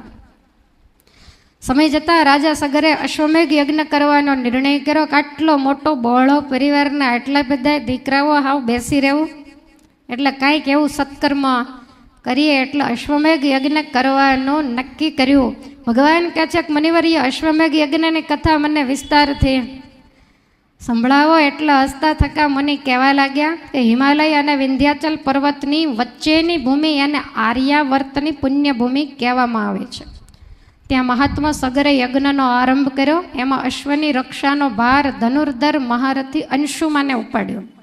પણ હે રાઘવેન્દ્ર, પર્વના દિવસોમાં યજ્ઞ કાર્યમાં વ્યસ્ત એવા રાજાના યજ્ઞના અશ્વને અસુરનું રૂપ ધારણ કરી અને ઇન્દ્રએ રાતે ઉપાડી લીધા. અને આ વાતનો ખ્યાલ આવતા ઋત્વિજોએ કહ્યું કે રાજન, જલ્દી તમે અશ્વની શોધ કરાવો. રાજાને ભલામણ કરી અને કહ્યું કે જો અશ્વ નહીં મળે તો એ યજ્ઞ અધૂરો રહેશે ને આ રાજા માટે બહુ અમંગળ ગણાય. એટલે રાજા સગરે ઉપાધ્યાયની વાત સાંભળીને 60,000 દીકરાઓને અશ્વની શોધ કરવા માટે મોકલ્યા. પવિત્ર મહાત્માઓ દ્વારા સંપાદિત થઈ રહેલો આ યજ્ઞ, એમાં દૈત્યો વિઘ્ન નાખી શકે નહીં. પણ રાજાને એમ થયું કે આનો ચોર કોઈ પણ દેવ હોવો જોઈએ, મંત્રમાં ભૂલ થાય તો જ અસુરો આવી શકે. એટલે સંપૂર્ણ ભૂમંડળ ઉપર એ દીકરાઓ તમે ફરી વળો અને ઘોડાનો પત્તો ન લાગે તો પૃથ્વીને ખોદીને રસાતળમાં જઈને પણ તમે ક્યાંય પણથી ચોરને શોધી લાવો. હું યજ્ઞ દીક્ષા લઈ ચૂક્યો છું એટલે હું તો બહાર જઈ શકું એમ નથી. જ્યાં સુધી અશ્વ નહીં મળે ત્યાં સુધી ઉપાધ્યાયો અને પૌત્ર અંશુમનની સાથે હું અહીંયા જ રાજ્યમાં રહીશ. હે રઘુવીર, પિતાની આજ્ઞાથી બંધાયેલા તમામ રાજકુમારો પ્રસન્ન ચિત્તે વિચરવા લાગ્યા. આખી પૃથ્વીમાં ફરી વળ્યા પણ ક્યાંય અશ્વનો પત્તો લાગ્યો નથી. અને છેવટે 60,000 દીકરાઓએ એક યોજન પૃથ્વી વેચી લીધી, ભાગ પાડ્યા. અને પછી એટલી જગ્યા ખોદવા માંડ્યા ભુજાઓથી. આ તો બધા મહાબળિયા હતા. વળી ઘણા બધા વજ્ર જેવા શૂળ, અતિ કઠોર હળ વગેરેથી આખી પૃથ્વીને ચીરી નાખી. પૃથ્વી આર્તનાદ કરવા લાગી. અનેક નાગ, અસુર, રાક્ષસો, અન્ય પ્રાણીઓ મરવા લાગ્યા. એનો ભયંકર આર્તનાદ ગુંજવા લાગ્યો. અને એમણે રસાતળને શોધવા માટે 60,000 યોજન ભૂમિને ખોદી નાખી છે. એ સમયે ગંધર્વો, અસુરો, સર્પો સહિત તમામ દેવતાઓ ભય પામી અને બ્રહ્માજીને શરણે ગયા કે હે બ્રહ્મદેવા, સગર પુત્રો શું કરવા બેઠા છે? અનેક મહાત્માઓ, જળચરો વગેરેનો નાશ થાય છે અને અમારા અશ્વનો આ ચોર છે એમ કરીને બીજા કેટલાયની હત્યા કરે છે. દેવોની વાત સાંભળીને બ્રહ્માજી કહે છે કે તમે જરાય પણ ચિંતા કરશો નહીં. જે કાંઈ થાય છે એ સારું જ થઈ રહ્યું છે. અત્યારે ભલે એ પૃથ્વીનું ખનન કરે પણ ભગવાન કપિલ મુનિ જે રસાતળની અંદર આ ધરતીને ધારી અને બેઠા છે એમના ક્રોધાગ્નિથી આ બધાય બળીને ભસ્મ થઈ જશે. માટે તમે જરાય ચિંતા કરશો નહીં. બ્રહ્માજીના વચન સાંભળી તમામ દેવતાઓ પ્રસન્ન થઈ અને નિજ સ્થાને ગયા છે. હવે આખી પૃથ્વીને ખોદી અને ક્યાંય પણ અશ્વ નહીં મળતા બધાય પાછા સગર મહારાજાની પાસે આવ્યા અને સગરને આવીને વાત કરી છે કે હે પિતાજી, ક્યાંય પણ અશ્વનો પત્તો લાગ્યો નહીં. હવે ક્ષત્રિય ક્યાંય પાછો પડે નહીં એટલે સગર મહારાજા ખાલી હાથે આવ્યા જાણીને ખીજાઈ ગયા અને કહે છે કે જાઓ ફરીવાર ગમે ત્યાંથી અશ્વ શોધીને લાવો. સ્વર્ગ, મૃત્યુ કે પાતાળ એનાથી બીજે દૂર ક્યાં ગયો હોય ને યજ્ઞ દીક્ષા લીધા પછી આપણા કુળમાં કોઈએ યજ્ઞને બંધ નથી રાખ્યો. માટે ગમે ત્યાંથી શોધી લાવો. એટલે વળી પાછા ત્યાંથી આગળ માંડ્યા પૃથ્વીનું ખનન કરવા. અને ખોદતા ખોદતા એક પર્વતાકાર દિગ્ગજ દેખાયા જેનું નામ હતું વિરૂપાક્ષ. અને આ પૃથ્વીને પોતાના મસ્તક ઉપર ધારણ કરી રહેલો 10 દિશામાં 10 દિગ્ગજો હાથીના સ્વરૂપમાં છે અને એ પોતાના મસ્તક ઉપર એ પૃથ્વીને ધારી રહેલા છે. તો એને જોયો અને એ દિગ્ગજ જ્યારે વિશ્રામ કરવા માટે પોતાના મસ્તકને આમ તેમ હલાવે તો આમાં એવું લખ્યું છે કે ભૂકંપનમ તદા ભવે, ત્યારે ધરતીકંપ થાય છે એવું મહામુનિ વાલ્મીકી લખે છે. તો આ પૂર્વ દિશાના રક્ષક મહાગજરાજ વિરૂપાક્ષની પરિક્રમા કરી એનું સન્માન કરી અને સગર પુત્રો રસાતળમાં ગયા છે. ત્યાંથી આગળ પૃથ્વીનું ખનન કરતા દક્ષિણ દિશામાં મહાપદ્મ નામનો એક દિગ્ગજ છે. વિશાળ પર્વત જેવો એ ગજરાજ મસ્તક ઉપર ધરતીને ધારણ કરી રહ્યો છે અને જોઈને રાજકુમારોને આશ્ચર્ય થયું. આ દિગ્ગજની પરિક્રમા કરી પશ્ચિમ દિશાની ભૂમિનું ખનન કર્યું તો ત્યાં સૌમનસ નામનો દિગ્ગજ એ વિશાળ પર્વત જેવું જેનું શરીર અને ધરતીને પોતાના મસ્તક ઉપર ધારી રહ્યા છે એની પરિક્રમા કરી કુશળ પૂછી અને જ્યાં આગળ જાય તો ઉત્તર દિશામાં બરફ જેવો શ્વેતભદ્ર નામનો દિગ્ગજ કહેતા હાથી, તો એ પણ ધરતીને ધારણ કરી રહ્યો છે. એને વંદન પ્રદક્ષિણા કરી અને આગળ જાય છે. પ્રસિદ્ધ પૂર્વોત્તર દિશામાં જઈ અને ક્રોધપૂર્વક જ્યારે પૃથ્વીનું ખનન કરવા લાગ્યા ત્યારે રસાતળ દેખાયું અને એ રસાતળની અંદર ભગવાન કપિલજીને જોયા અને બાજુમાં ચરતો અશ્વ જોયો. જોતાની સાથે જ યજ્ઞના અશ્વને ઓળખી ગયા. આનંદ તો થયો પણ ક્રોધ પણ ચડ્યો.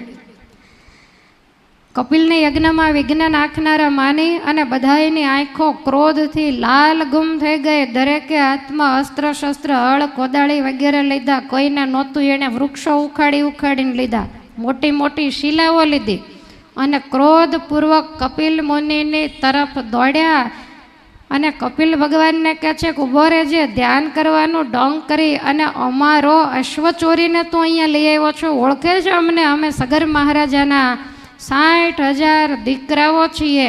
મહામુનિ વાલ્મીકી એવું લખે છે કે શ્રુત્વા તદ્વચનમ તેષામ કપિલો રઘુનંદના રોષેણ મહતાવિષ્ટો રોષેણ મહતાવિષ્ટો હુંકાર મકરો તદા હુંકાર મકરો તદા હુંકાર મકરો તદા હુંકાર મકરો તદા રોષેણ મહતાવિષ્ટો હુંકાર મકરો તદા રોષેણ મહતાવિષ્ટો હુંકાર મકરો તદા હુંકાર મકરો તદા હુંકાર મકરો તદા શ્રુત્વા તદ્વચનં તેષાં કપિલો રઘુનંદના શ્રુત્વા તદ્વચનં તેષાં કપિલો રઘુનંદના કપિલો રઘુનંદના કપિલો રઘુનંદના રોષેણ મહતાવિષ્ટો હુંકાર મકરો તદા રોષેણ મહતાવિષ્ટો હુંકાર મકરો તદા હુંકાર મકરો તદા હુંકાર મકરો